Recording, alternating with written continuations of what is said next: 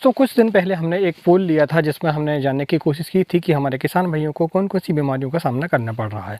तो वो टमाटर की फसल के लिए एक सर्वे था, एक वोटिंग थी। तो उसमें हमें पता चला कि हमारे किसान भाइयों को 48% किसान भाइयों को अर्ली ब्लाइट की समस्या है, वहीं 16% किसान भाइयों को लेट ब्लाइट की समस्या है और 22% किसान भाइयों को लीफ माइनर की समस्या है। 14% किसान भाइयों को बैक्टीरियल ब्लाइट की समस्या हमें देखने को मिली। तो पहली बीमारी है वो है दोस्तों अर्ली ब्लाइट। अर्ली ब्लाइट के बारे में हमने एक पहले वीडियो बना चुका है, तो आप चाहे तो उसको जाकर देख सकते हैं।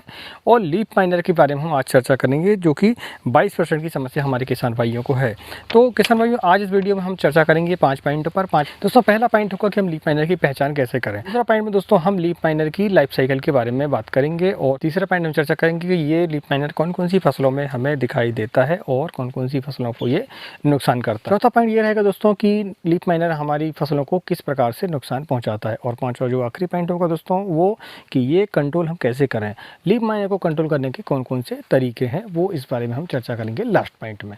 तो चलिए वीडियो को शुरू करते हैं। मैं हूं राकेश साहू, आप देख रहे हैं एग्री। पहला जो पॉइंट होगा दोस्तों वो होगा पहचान। दोस्तों, लीफ माइनर की पहचान करना ज़्यादा मुश्किल नहीं है, क्योंकि आप जब देखते हैं पत्तियों पर एक सांपनुमा आकृति हमें दिखाई देती है। वो सफ़ेद कलर की होती है, तो वो देखने में ऐसी लगती है जैसे बिल्कुल सांप की आकृति हो। और अंदर जब हम देखते हैं उसमें तो पीले कलर का हमें एक लार्वा दिखाई देता है। दोस्तों, लीफ माइनर की जो मादा होती है वो हल्के भूरे काले कलर की होती है। तो आप इसकी जो इमेज है वो आप स्क्रीन पर देख सकते हैं, तो आप इसको पहचान आसानी से सकते हैं।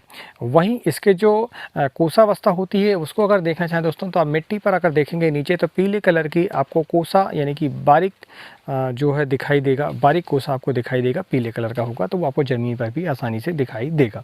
वहीं अंडे इसके जो होते हैं वो सफ़ेद छोटे छोटे कलर के पत्तियों के पीछे आपको दिखाई देंगे। तो आप इन तरीक़ों से लीफ माइनर को पहचान सकते हैं। हमें परेशानी होती है दोस्तों। अब हम बात कर लेते हैं कि लीफ माइनर किन किन फसलों में होता है। दोस्तों, लीफ माइनर जो होता है वो नाजुक जो पत्तियाँ होती हैं, यानी कि छोटी पत्तियाँ हों और साथ में मुलायम पत्तियाँ हों, ऐसी फसलों पर ज़्यादा नुकसान करता है। अब बात कर लें हम दोस्तों इसकी लाइफ साइकिल। दोस्तों, सबसे पहले जो मादा होती है लीफ माइनर की वो हमारी पत्तियों के अंदर जाकर एक यानी कि अंडों को दे देती है। और फिर वह जो अंडा धीरे धीरे बड़ा होकर लार्वा का रूप ले लेता है। और लार्वा फिर पूरी पत्तियों का जो क्लोरोफिल है वो खाते रहता है और अपने आप को बड़ा करते रहता है। बाद में जब वो लार्वा उसकी स्थिति से निकल जाता है तो फिर वो बाहर ज़मीन पर गिर जाता है। बाहर ज़मीन पर जब देखते हैं तो वो आपको पीले कलर का दिखाई देगा। और पीले कलर का जो लार्वा होता है वो कुछ दिनों के बाद सुप्त अवस्था में चला जाता है और अपनी कोशावस्था को पूरी करता है।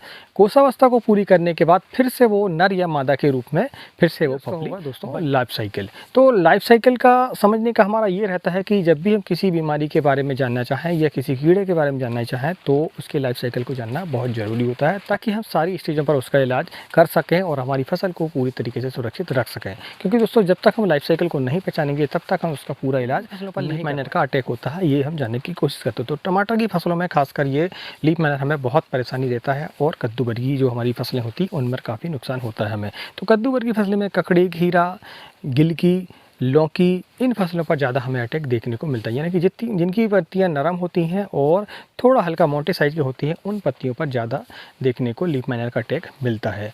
वहीं टमाटर पर तो होता ही है, साथ में शिमला मिर्च पर भी काफ़ी इसका अटैक होता है। तो इन फसलों पर ज़्यादा आपको अटैक देखने पर लीफ माइनर अटैक हो जाता है तो आप देखते हैं कि पत्तियाँ हमारी बेजान हो जाती हैं और क्लोरोफिल उसका नष्ट हो जाता है। उसके कारण जो है वो भोजन बनाने में असमर्थ हो जाती हैं और हमारा जो उत्पादन है वो इससे काफ़ी प्रभावित होता है। तो लीफ माइनर का अटैक को समझना और उससे निपटाना और उसका उपचार करना हमें बेहद ज़रूरी हो जाता है।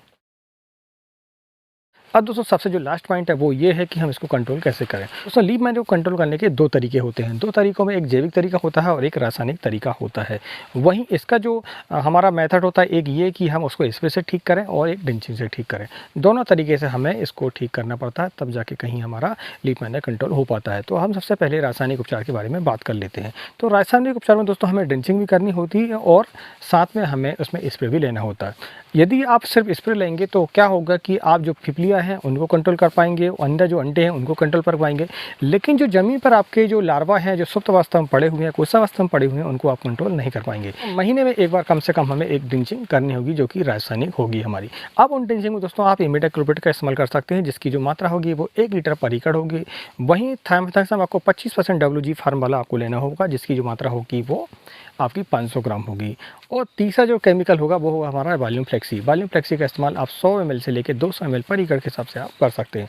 दोस्तों ये जो तीनों आपको ट्रीटमेंट मैंने ड्रिंचिंग के बताए हुए हैं, इनका यदि आप इस्तेमाल करते हैं तो आपकी जो फसल है वो सिस्टमेटिक रूप से यानी कि अंदरूनी तरीके से लीफ माइनर को खत्म करने में सक्षम हो जाएगी। वही लीफ माइनर के जो लार्वा होते हैं, जो सुप्त अवस्था होते हैं, कोशावस्था होते हैं, वो ज़मीन पर होते हैं, तो वहीं ज़मीन पर हम ड्रिंचिंग जब करते हैं तो वो वहीं पर समाप्त हो जाते हैं और अगली जो पीढ़ी उनकी जो अगली जो स्टेज है उनकी, उनको बढ़ने में वहीं रुकावट हो जाती है। यदि आपको कोई सुझाव या कोई सलाह आपको चाहिए तो प्लीज़ कमेंट बॉक्स में कमेंट करें, और यदि वीडियो आपको अच्छा लगे तो वीडियो को लाइक करें, और चैनल में यदि अपना है तो चैनल को सब्सक्राइब करना ना भूलें, और बेल आइकन को दबाएं ताकि आने वाली वीडियो की नोटिफिकेशन आपको मिल सके। दोस्तों अब हम बात कर रहे थे स्प्रे। तो स्प्रे में आप एसीपेट का इस्तेमाल करेंगे, कोराजेन का इस्तेमाल करेंगे, स्पाइनोसाइड का इस्तेमाल करेंगे, और एबासिन का भी इस्तेमाल आप कर सकते हैं।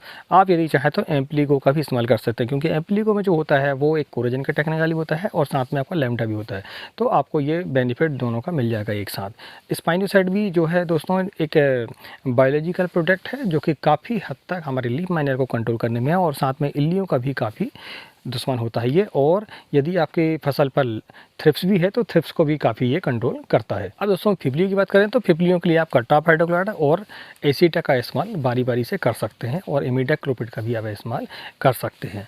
अब हम बात करें तो दोस्तों इसके जैविक उपचार की। तो जैविक उपचार में दोस्तों आप देखेंगे तो नीम ऑयल का भी आप इस्तेमाल कर सकते हैं शुरुआत से, तो लीफ माइनर कंट्रोल करने में काफ़ी आपको मदद मिलती है।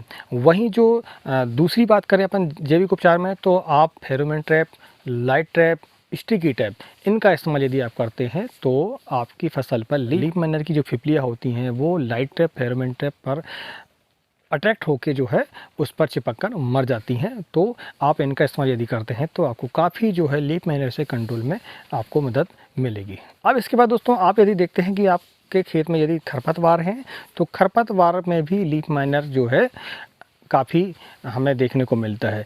होता क्या दोस्तों कि जब हम फसल पर स्प्रे करते हैं तो फसल पर लीफ माइनर की फिपलियाँ या अंडे तो ख़त्म हो जाते हैं, पर जो बीच में की जो हमारी नालियाँ होती हैं, जो साइड में खरपतवार होते हैं, तो वो खरपतवार पर स्प्रे हम करते नहीं हैं, तो वहाँ पर जो अंडे हैं या फिपलियाँ हैं वो सुरक्षित रूप से छूट जाती हैं हमारी, तो वही फिर बाद में जो है फिर से अटैक हमारी फसल पर करते हैं। तो आप अगर अपनी फसल को खरपतवार से दूर रखेंगे तो आप देखते हैं कि लीफ माइनर से काफ़ी हद तक आप छुटकारा पा सकते हैं। तो दोस्तों ये रही लीफ माइनर के बारे में सारी जानकारियाँ। मैंने आपको इसके उपचार, इसकी लाइफ साइकिल के बारे में, और आप जैविक रूप से कैसे कंट्रोल कर सकते हैं और रासायनिक रूप से कैसे कंट्रोल कर सकते हैं, इसके बारे में चर्चा की। तो